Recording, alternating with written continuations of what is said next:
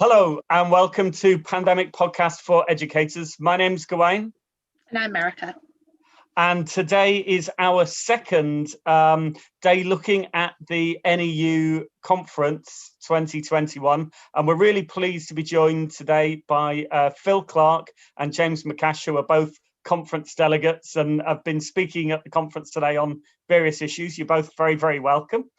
Thanks.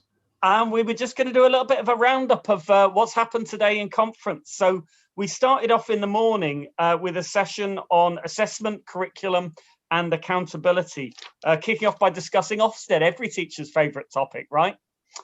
So, the motion on Ofsted. Well, we don't like them, do we?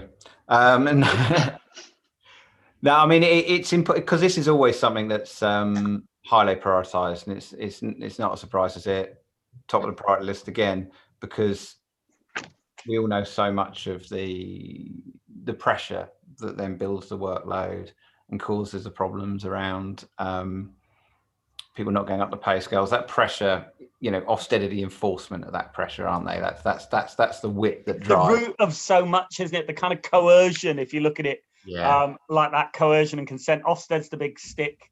So it's not a surprise, is it, to see that? And I know I've heard particularly Mary speak so powerfully about the damage Ofsted does, and it is one of those things where if you took a step back and thought we have this enforcement agency that doesn't know how effective it is and has no mechanism to help schools whatsoever. It is entirely a punitive exercise.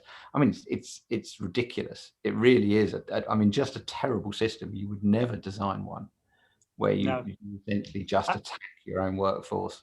And yet it's a statutory instrument, isn't it? So unlike other things where, you can take strike action, industrial action or something, so far, Ofsted has been like the big bugbear that can't be tackled. And yet we've gone throughout the whole pandemic with no Ofsted at all. Does that maybe open a possible vision for the future? James, Merike, what do you think? Well, I guess, the other thing to kind of remember is that since our last national conference, we've had a general election where one of the parties was promising to get rid of Ofsted. And, that I think, brought the issue into the public domain a bit more. And it became, instead of just a discussion that we have as union activists, it kind of brought it out to being a lot more discussed by parents and so on. And I guess I'm not convinced that we won that argument. I think that we need to do a lot more on that. So I think it's not a surprise that we did prioritize it so much, because all too often, I think people see Ofsted as the thing, that keeps standards high. And we know that's not true, because we know that it kind of, as Phil was just saying, it's complete punitive. It doesn't support schools to get better. It just kind of, it's a stick to beat us with. And, there's that kind of old idiom, isn't there, about you don't fatten a pig by weighing it, do you? And it's the same thing with Ofsted. We can have endless Ofsted inspections, but it won't improve schools that genuinely are struggling, because what we need to be doing there is supporting them. And I guess the other thing about how it just links in with all that data-driven stuff. Like my school, we took I think quite brave decision, I suppose, to not focus on the SATs. So we focused on SATs for a number of years, and we said this year we're just not going to do it. We're not going to teach the SATs at all. And surprise, surprise, our SATs results weren't very good that year, because there are lots of little tricks you need to teach the children, and we didn't teach them. I think they got a better education that year, to be honest. But obviously, Ofsted came in the year after, and what was really interesting is we got a good result, but they were very, very critical of things which they'd literally praised the time before, and the only difference was the SATs. So they're not assessing good education. They're assessing the extent to which you can jump through hoops. And there's something there, isn't there? It almost enforces a system of self-censorship or self-regulation, doesn't it? Because of Ofsted, because of the high-stakes testing, the SATs, etc., you almost have the teachers police themselves. They say, well, I'm going to have to jump through all these little hoops. I'm going to break everything down into bite size. I'm going to ignore the big, deep conceptual stuff, because otherwise I'll put myself foul. So a lot of it becomes insane. And then, of course, you have Ofsted saying, oh, well, we never said schools should be doing mock Ofsteds. Oh, we don't believe there should be excessive workload around data. We never called for that. And yet it's all done in the name of Ofsted, in the name of external testing. Well, what's that like Absolutely. in the early years, Merike? Is there similar kind of pressure? Or Yeah, definitely a similar kind of pressure. And linking in with what you've just said, I was thinking, even when we're doing our observational assessments of children, and if I get children in nursery coming from another setting, occasionally they'll come in and they say that they're at a certain level, and I'll look and I'll say, "Oh no," and the awful thought creeps through my head of they can't be that high already, because then they'd have to get exceeding in their year 6 sats. And that shouldn't be how we're thinking about things. If children can do something brilliant, we shouldn't be like mentally thinking about, oh no, that's got repercussions for their teachers in year 6, which would then link to Ofsted results and essentially whether or not people want to send their children to your school, which then would lead to per pupil funding issues, and then you've got a whole host of problems, haven't you? It's an absolute toxic system and it needs to go. So a year of no Ofsted and now 2 academic years without most of the high stakes testing in primary, even in secondary, etc. A massive opportunity. No, I mean, I know things have been difficult during the pandemic, but we've seen an education system where there weren't SATs, and somehow our children managed to move into year 7, start secondary school, and the sky didn't fall in. So we've got to build on that, surely. I mean, that's what a lot of today's debate on the high stakes testing was about, wasn't it? How we build a concrete plan, because it's all very well and good to say this system's awful, it needs change, and you can win the arguments with the public. But we have to be able to deliver that on the ground as well, don't we? And I think that's what a lot of the debate was about today. Yeah, I mean, absolutely. I thought the debate. I was actually quite surprised at the debate on toxic testing. I thought there would be, So I wanted to get rid of SATs. I wanted to get rid of baseline. I wanted to get rid of all these in primary schools, and I think there's a lot of reform needed in secondary assessment as well. But I was really, really supportive of the amendment because I thought that the motion, as it was unamended, I think didn't offer us a strategy. I think it was, a false shortcut. We say, oh, we'll just have a ballot and then it'll be fine. And I don't think it's as easy as that. But I was really, really pleasantly surprised by how few people, did think we could just win a ballot straight away. I think that the experience of the last year in particular in the pandemic has really kind of, I guess, raised people's game, I guess. People know how much work you need to do to persuade people, to organize, and it's not as simple as just kind of expecting the executive to call a ballot, to do this, to do that. You do need to win those things on the ground. And, I think we're in a position where we potentially can make some of those victories, because 2 years of no SATs, it's been a difficult year.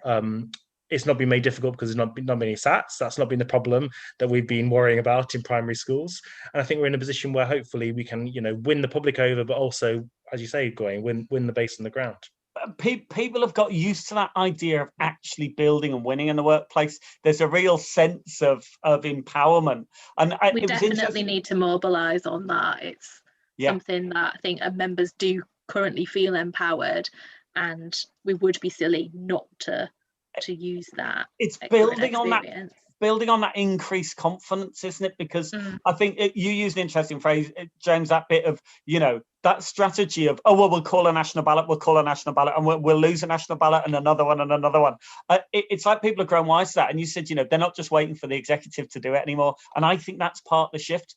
People realise that they can have agency, they can win in the workplace. They've won on things during COVID and they did it. It wasn't because someone externally said, oh, I'll wave my magic wand, here's your national ballot, and it'll change.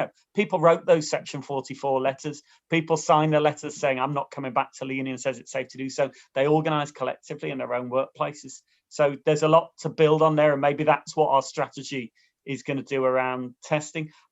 Similar with pay, Fred, you're vice chair of our bargaining and negotiations committee, and you've been looking at how we build on pay in the workplace, because that was the next debate, wasn't it, in the in the afternoon. I mean, pay, I think, is it's a really interesting one, and I think one of the things that we've got to really work on, both in terms of the SATs and fighting baseline, is how much of the increased level of organisation, particularly in primary schools, we're able to consolidate and build on. That's really important. And pay, I think we've got to see what we do around teachers' pay and what we do around education workers' pay in general in the context across the public sector and actually across society, you know, we should not be looking to decouple our own fight from that of, you know, the general fight against an extension of the austerity program. The government, you know, just prior to the pandemic was talking about austerity being over. Actually, what it didn't do was end any of the austerity policies that were ongoing. You know, it began to talk about it. And then, of course, now this is a perfect excuse for them to roll on that program, transferring wealth from the people, you know, from the poorest to the richest, which is what austerity has been all along. So in terms of the national stuff over pay, I was really pleased the second amendment was passed on motion 10, which brought in the NHS pay. I think, you know, we have a massively important bit of work to do supporting the NHS workers that, you know, we've been on the front line. They've been, you know, there was a bit of stuck in my mind. I think it was Chloe Tomlinson talking about how we got to link the struggle of educators and the struggle of the nurses, and that, if we can really break powerful the government points on pay freezes on the NHS, it gives space for the rest of us to organise around that. I do want to talk a bit more about the gender pay stuff as well, but I do think it's worth talking for a bit about how we make sure this is a movement-wide thing, because I'm concerned the TUC at the moment is just seeing it as the same old pay campaign, and that's a mistake. It should be a lot bigger. We should be looking at this in the context of austerity. I mean, what's it like with other unions in the areas where you are? James, you're in London, aren't you? And Merike in Stockton. Are there strong links locally? Are there things because there's that national cooperation, but we also need to be able to make that real locally, don't we? Yeah, I think with up north, Northern TUC generally work pretty well together cross union to try and come along with different campaigns. We've got public services alliances, and there's often rallies, events, campaigns, really supportive of one another actually for cross union things, particularly around public sector pay. So hopefully that's mirrored in other areas of the country or something similar. Yeah, I mean, so I'm in Lambeth, and we work really closely with the other unions, and we've got some quite left-wing branches as well of the other unions, like Unison in particular. We do lots of work with them, and that's really, really positive. I guess the big question though is what happens nationally. I think on pay, you can't win it locally. It has to be a national struggle, and I think we're really fortunate in the NEU in that we've got a union, we've got a leadership, and we've got a membership that's willing to have a fight, but also willing to think out that fight and be strategic about it. And I don't think that you can't say that for everyone. You can't say that for every single union. Obviously, I'm not going to name names about our colleagues, but that doesn't always happen. And 10 years ago now, the pensions dispute, in the NUT were one of our forerunners, were committed to continue to fight on it, and another union just weren't. And I think that ultimately, that undermined us quite a lot. But I do think the mood has changed. I think 10 years ago, rightly or wrongly, well, wrongly, in fact, people believed that we were broke, that the, Labour had spent all the money or whatever. And the Tories are going to try and make that argument again because of furlough and all of these things. But equally, the kind of the face of the public sector has, I think, been really kind of prominent in this last year. I think it's really, really hard if you're for like someone who's generally kind of well-wishing, well-meaning and so on, to go from clapping every week for carers to then not thinking they should have a pay rise. And we're suddenly the enemy, and exactly. Clapping doesn't put food on the table, does it? At the end of the day? It doesn't. But that sentiment that's there, that actually people value the key workers, that they respect NHS workers, it's really hard for the government to turn around and go, oh, but look, these greedy so-and-sos want so they want to eat. How dare they? But it does change the narrative, doesn't it? There's an interesting thing there, though, about the dynamic of the building locally and nationally, because I agree with you. Pay as an overall, the pay freeze, you can't win it locally. You can't win it in a workplace dispute. You can't win it in a local dispute. You can only win it nationally. But at the same time, I think we sometimes neglect the way in which you build national action through setting the fires locally. I think there's something really important there. When we look at where we've had successful national action, it's been, and I mean really successful, where the movement's actually mobilised and brought out. It's been on the back of serious workplace and local mobilisation that leads up to that. If you look back at when we first won collective bargaining, you know, that was one as part of national campaigns, but that were built on serious workplace militancy. You know, there were employers who were desperate for national collective bargaining because they were being hammered on pay in the workplace. So I think linking those things up, and that maybe ties in with some of the fights over the gender pay gap, which I know you wanted to talk about, Phil. Yeah, because I think you're spot on there. Yes, if we're talking about just simply smashing through the pay restraint that's coming in, then that is about sort of going toe to toe with government to some extent, and that's where the NHS workers have such a massive groundswell of support that they've got a chance to do that if they get the organisation levels and, you know, the unions that they're in pick up that baton. But actually, yeah, when we're talking about the broader issues around pay, when we're talking about you know, advancing changes in the school teachers paying conditions document and paying conditions in academies, historically, you know, those things aren't won just by going toe to toe with the government. You know, it's about causing a lot of issues on the ground for employers. So they turn to the government and say, legislate to stop this. This isn't, we can't continue like this.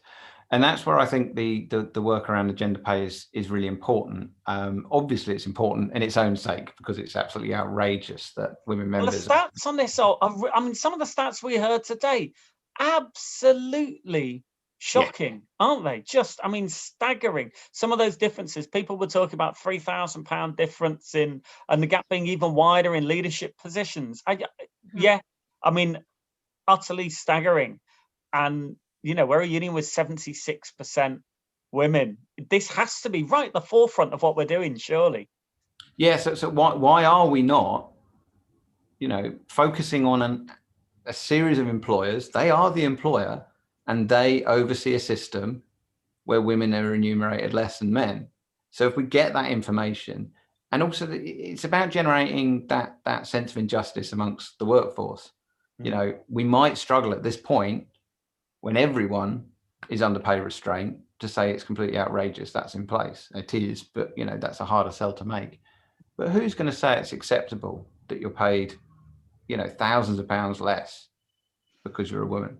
It's just not going to be acceptable. So it drives that injustice, and I think we can take this forward, and we can win substantial gains for people in the workplace on it. And I'm really pleased this project's been picked up by so many branches.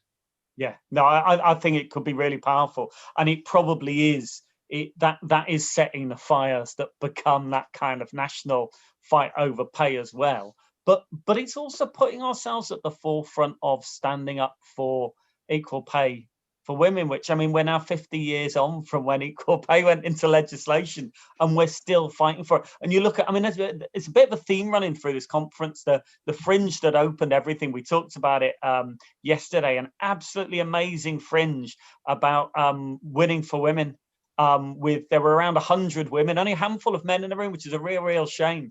But just an amazing platform with speakers talking about how women had organised within the union to push away the barriers, organising in their workplaces, organising in schools to set up feminist clubs and so on amongst students to just get discussion about some of these issues and tackle some of them. And then today, as well as the debates on education, pay and workload, we had the session on maternity rights. Yeah, one of the ones I've seen the most positive comments about the speeches, the contributions, and so on. I think one of the most powerful things about that for me was actually, I think, the amendment about premature children. So one of my colleagues in the northern region was saying one of her children was actually about 4 weeks arrived 4 weeks before her maternity leave was even due to start. So there needs to be protection in place for women for when that happens. And also, not just women, fathers, paternity leave isn't particularly great either. And one of the discussions that a few of my colleagues and I were having as well was around when you've got multiple births in one go, so twins, triplets, etc., the strain that would then put on you as a family is huge. 2 weeks off for paternity leave isn't enough, definitely. And we were also then linking it to wider issues with women. And again, one of my colleagues was saying that when she had her children, it set a progression back. How long did you say? 8 years when she worked it out. And 2 of the men that she trained with are now heads. And there's the link back to that pay differential, isn't it? There's the bit where we're saying, okay, so suddenly we've started devaluing women because they've had a child, because they, you know, you immediately have that setting people's careers back, and it's just accepted. So this is some of the stuff we need to pick accepted up and challenge. Totally. So there's some really powerful opportunities coming out of this conference, isn't there? Both on the curriculum side, challenging Ofsted, but then in terms of setting ourselves at the forefront of the movement, in terms of fighting for women's rights and taking on this question of pay that we really need that battle on, and linking the two together. So taking it forward, a final word from each of you. What do we need to do now? So, you know, we come away from this conference, load of great policy and stuff, but we've got to get back and we've got to get organised to deliver that. So already, Merike? already in the northern region, we have had messages going back and forth today about organising and what are we actually going to do about this. It's all well and good saying, yeah, clicking a button saying, yeah, we'll do this, we'll vote for this, but what are we going to do about it? So getting together grassroots campaigning within your local networks, coming up with organising strategies and snowball the plans from there. It's vital that we actually get these going straight away. We can't just leave it and hope that something happens. We are the union, we need to do it. Yeah. Get on with it. Yeah. James, what do you reckon? What do we need to be doing when we get back? So, I mean, I guess the thing that kind of ties a lot of these things together, whether we're talking about workload, whether we're talking about the gender pay gap campaign, whether we're talking about, you know, assessment, it's about persuading people, convincing people, and, you know, empowering people to think that they don't have to take it. It doesn't have to be like this. I think that's the big kind of lie that we've been told for so many years now, is that this is just how it is and there's nothing you can do about it. And that's just not true. I think we've learned enough through COVID. We've learned that the NEU, acting not just as Kevin and Mary, but as all of us, has been able to force the government to change its tack, to change its policy, not by lobbying, not by campaigning, but by literally changing the facts on the ground, by saying schools aren't going to open because we're not going to go in, you know, by forcing a U-turn on free school meals, etc. And I think if we can maintain that, you know, that idea that we can change things, that it doesn't have to be this way, that, you know, working people, when organized together, you know, you can defeat these people. Because I think it's the biggest risk for all of us, I think, in the Labour movement is that idea of despair. You know, you can't beat the bosses, you can't beat the government. And I think that's not true. I think we've shown that this year it's not been true. And now we need to apply those lessons to those other areas as well. Brilliant. And Phil, final word. What do we do? Where do we take it? Where do we go from here?